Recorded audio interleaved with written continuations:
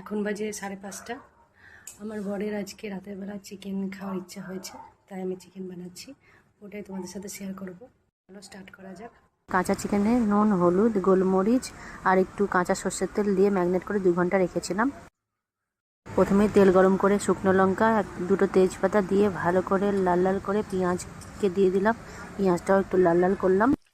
তারপর মশলা দিলাম।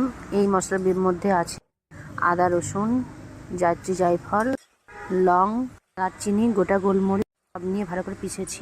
এই মশলার মধ্যে জিরে গুঁড়ো, ধনে গুঁড়ো, লঙ্কার গুঁড়ো, একটু নুন দিয়ে, একটুখানি গরম মশলা দিয়ে, একটু বাটার দিলাম। বাটার দিয়ে ভালো করে কষতে হবে।